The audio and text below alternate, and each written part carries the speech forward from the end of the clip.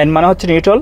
এই নিউট্রাল গিয়ারটি আপনি কোন সময় ব্যবহার করবেন, সেটা হচ্ছে আপনি যখন ট্রাফিক জ্যামে গাড়ি ব্রেক করে দাঁড় করাবেন, যদি আপনার বেশক্ষণ দাঁড়াতে হয় সেক্ষেত্রে গিয়ার এনে শিফট করবেন, সাথে অবশ্যই পার্কিং ব্রেক ব্যবহার করবেন যাতে গাড়ির সামনে পিছনে না যায়। আপনি যদি গিয়ার এনে শিফট করার পর পার্কিং ব্রেক ব্যবহার না করেন, এখন কিন্তু রিলিজ রয়েছে, আমি যদি এখন ব্রেক থেকে পাড়া সরে ফেলি সেক্ষেত্রে গাড়িটি সামনে পিছিয়ে যাবে যদি রাস্তা উঁচু অথবা নিচু হয়ে থাকে। যেহেতু এই জায়গাটা হচ্ছে সমতল জায়গা, যার কারণে এই মুহূর্তে গাড়িটি সামনে যাচ্ছে না, পিছিয়ে যাচ্ছে না। আমি কিন্তু ব্রেকে পা দিই নাই, এই মুহূর্তে গাড়ির গিয়ার নিউট্রাল রয়েছে। এখন যদি গাড়ি কেউ ধাক্কা দেয় সেক্ষেত্রে গাড়িটি সামনে যাবে, আর সামনের দিকে ধাক্কা দিলে গাড়িটি পিছন দিকে যাবে। যদি আপনার গাড়ি স্ট্যান্ড না হয় সেক্ষেত্রে অন্য একটা গাড়ি এনে যদি আপনার গাড়িটি টেনে নিয়ে যেতে হয় অথবা ধাক্কা দিয়ে সরাতে হয়, অবশ্যই আপনাকে গিয়ার লিভার এনে শিফট করতে হবে।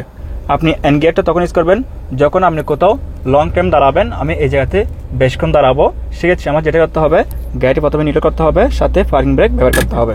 এভাবে যদি আপনি উঁচু অথবা নিচু জায়গাতে বেশক্ষণ গাড়ি স্টার্ট রাখা অবস্থায় দাঁড় করান তাহলে অবশ্যই গিয়ার পিতে শিফট করবেন, কারণ আপনি যখন গিয়ার পিতে শিফট করবেন ওই সময় গাড়ির ইঞ্জিন ব্রেকিং হবে, সাথে পার্কিং ব্রেকও থাকবে। এখন যেহেতু গাড়িটি নিউট্রাল রয়েছে, সাথে পার্কিং ব্রেক এঙ্গেজ রয়েছে, এখন শুধুমাত্র গাড়ির চাকাতে পার্কিং ব্রেক হয়ে আছে, কিন্তু গিয়ার কোনো ব্রেক নেই। আপনি যদি পিতে রাখেন তখন কিন্তু ডাবল ব্রেক হবে, কিন্তু যখন আপনি সমতল জায়গাতে দাঁড় করাবেন তখন কিন্তু কি পি গিয়ারের প্রয়োজন হয় না, যেহেতু গাড়িটি সামনে যাবে না পিছিয়ে যাবে না, সমতল জায়গা শুধুমাত্র পার্কিং ব্রেক ব্যবহার করলে হবে।